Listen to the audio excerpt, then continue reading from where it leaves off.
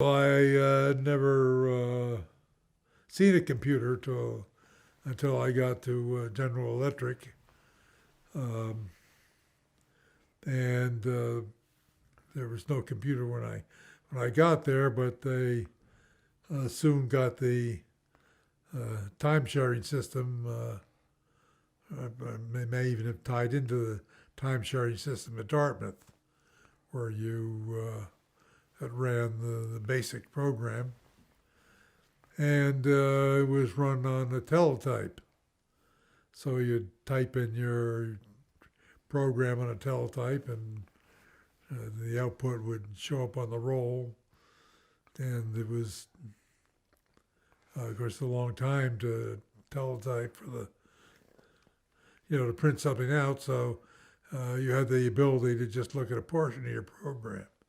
So you say, well, show me lines 400 to 500, and would print that out. So you didn't have to look at your whole program. So that was my first experience. Soon they added Fortran to that time sharing system, or GE added the Fortran, and there were certain problems where I had to use Fortran because I think it was because I wanted to write files on the disk, and the basic language didn't have that capacity. So for no other reason than wanting to use the that capability, but I have to write a Fortran program. Then later, the Algol compiler was developed by Dan, Phil, and some programming help, and that was put on the system, and I switched over to programming in Algol.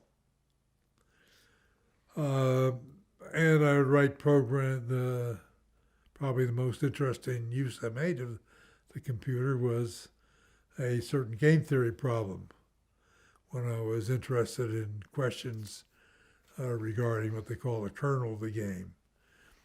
And when one would have to test a certain vector of payoffs to see if it was in the kernel. And that was, you could easily make a mistake doing that by hand. And so I wrote a program which I would then experiment and put a description of the game in there, and I would experiment with different vectors to see if they were in the kernel. And I found from time to time the computer is a useful tool for working out examples and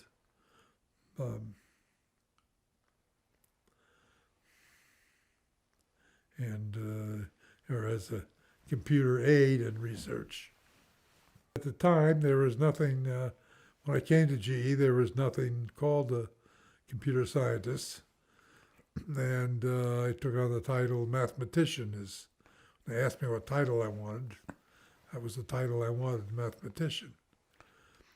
Well, it turned out, that the work, the group of people who were interested in the work were what would now call theoretical computer scientists, although the people would think of themselves as electrical engineers or mathematicians. And there was just discussion around whether there was such a thing as computer science. If you went to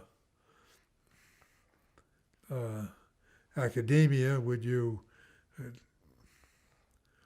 dare be in a department called computer science, or would you want a joint appointment with some other